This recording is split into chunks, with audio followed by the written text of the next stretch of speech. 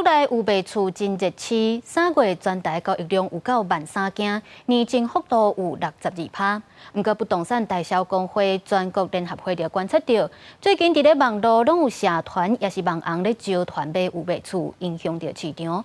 建议政府就应该爱重视，爱来管制。怪手持续伫咧工地咧学，工人嘛伫安全帽持续赶工课。国内易售市场交易也是真加热。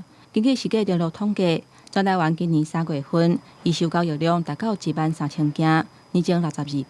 而且因为厝价起，互交易的总金额加悬，达到2135亿。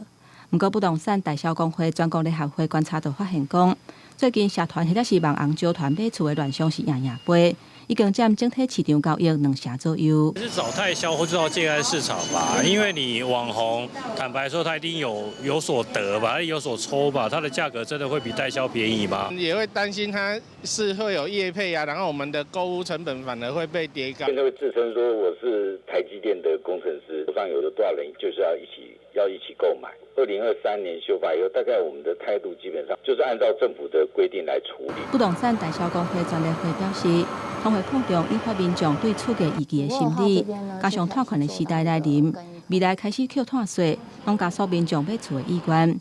建议政府爱主动社群或者是网红招团买厝的乱象。过去也曾经发生过网红或者是说是名嘴，把这个客户带到真正的接待中心去，然后签了一个假的合约，后来这个买方他求助无门，定金也收不回来的一个情况。徐家兴表示，不动产买卖交易人员爱有考虑相关的证照，才会当做销售的行为，而且防止交易的金额悬。民众若经验不足的情形之下，网红甲社群招团无度提供相关正确的资讯，加上利用边境贷款条例话术，恐惊有侵害消费者权益的疑虑。